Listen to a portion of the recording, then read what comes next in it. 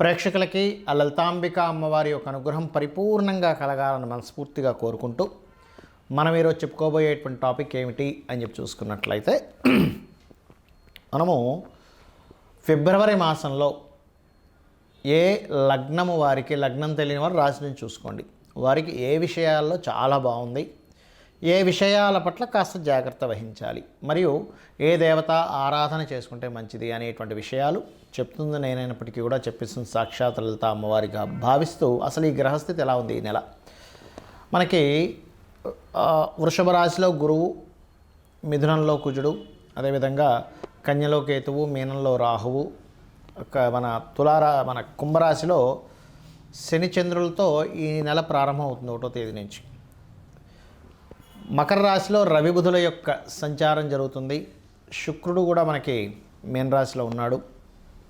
అయితే ఈ యొక్క గ్రహస్థితి ఏదైతే ఉంటుందో, అంటే మకరం నుంచి కుంభం నుంచి మీనంలోకి ఈ ప్రయాణాలు అనేవి షష్టగ్రహ కూటం కోసం వెళ్తుంటాయి. ఈ గ్రహాలన్నీ కూడా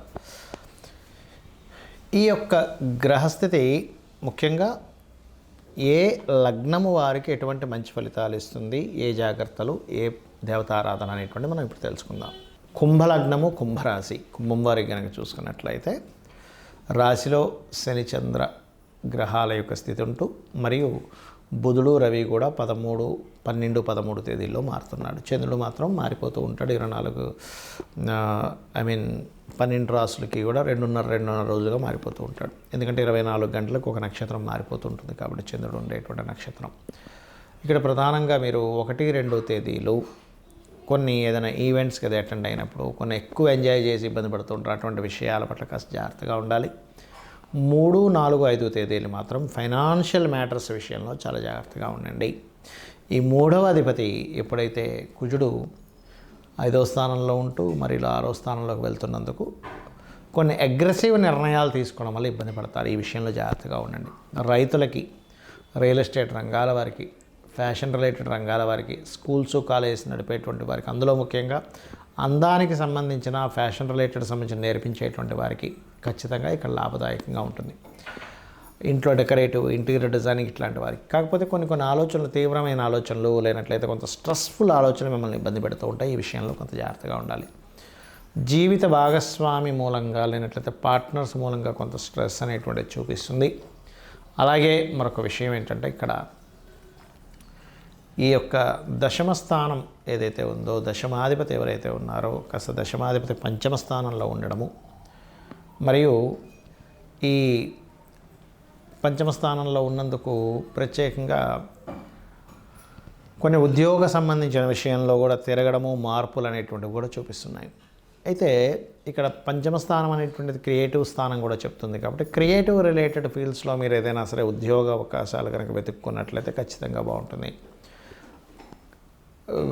పూర్వీకుల ఆస్తులు, ముఖ్యంగా తాతగారు ఆస్తికి సంబంధించిన విషయంలో చిన్న మిస్అండర్స్టాండింగ్స్ లేనట్లయితే పంచుకునేటువంటి విషయాల్లో ఎప్పటి నుంచో ఆగినటువంటి విషయాలు ఇప్పుడు కాస్త డివైడ్ అవ్వడానికి చేసేటువంటి ప్రయత్నాలు ఆస్తి సంబంధించిన విషయంలో బలంగా చూపిస్తుంది.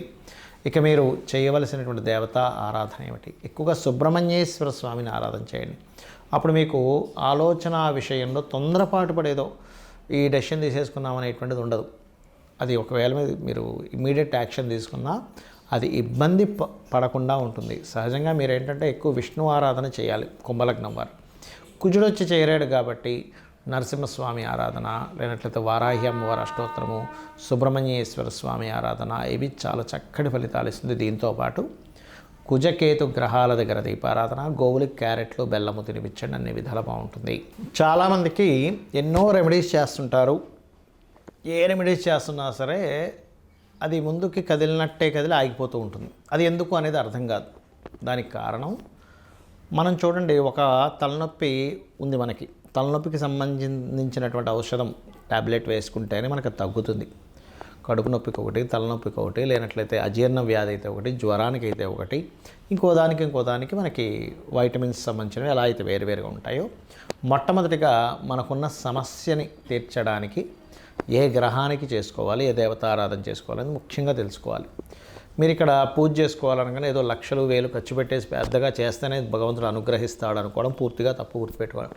మీరు ఇంట్లో చిన్నగా ఒక చిన్న గణపతి బొమ్మ పెట్టుకున్న అమ్మవారిది ఏదైనా చిన్నది మీరు ఒక పటం పెట్టుకొని కూడా మీరు గనక భక్తి శ్రద్ధలతో ఎటువంటి ఫలాపేక్షరహితంగా అంటే ఎటువంటి ఫలము ఆశించకుండా గనక భగవంతుడికి మీరు గనక చేయగలిగితే దానికి మించినటువంటిది మరొకటి లేదు, గుర్తుపెట్టుకోండి.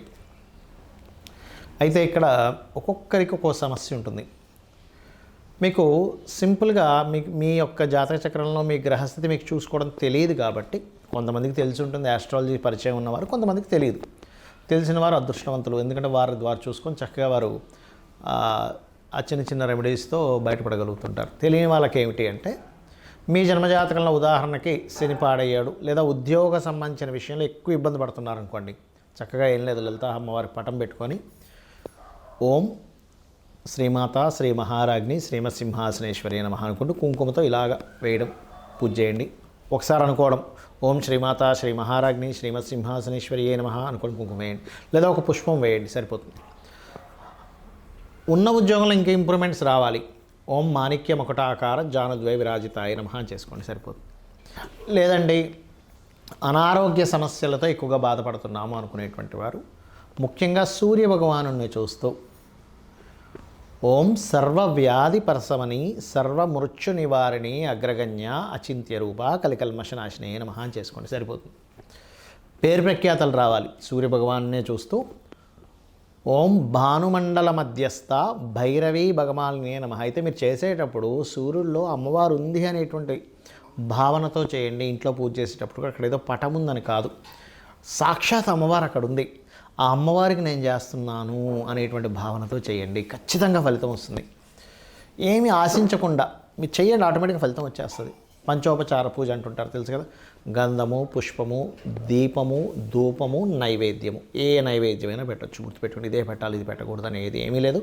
మీ భక్తి శ్రద్ధలతో శ్రీకృష్ణ పరమాత్మ చెప్పాడు ఏంటి, మీరు ఫలాపేక్ష రహితంగా ఫలమైనను పుష్పమైనను పత్రమైనను ఉదకమైనను మీరు ఏది సమర్పించినా కూడా నేను ప్రీతితో స్వీకరిస్తున్నాను అన్నాడు ఆయన. కాబట్టి అలా పెట్టండి, ఖచ్చితంగా తీసుకుంటాడు స్వామి. మరి అదేవిధంగా మరి కొంతమందికి వివాహం అవ్వదు, అలాంటి వారు తెల్లటి పుష్పాలు ఎర్రటి పుష్పాలు తీసుకొని అమ్మవారి ఫోటో దగ్గర లేకపోతే యంత్రం ఉంటే యంత్రం దగ్గర చక్కగా మీరు యంత్రం సంబంధించినవి కూడా కొన్ని చెప్తానండి మీకు తర్వాత వీడియోలో. అక్కడ చక్కగా ఏం చేస్తారంటే మీరు ఒక్కొక్క పువ్వు వేస్తూ ఓం కామేశబద్ధ మాంగళ్య సూత్రశోభిత కందరాయే నమః అనుకుంటూ చేయండి.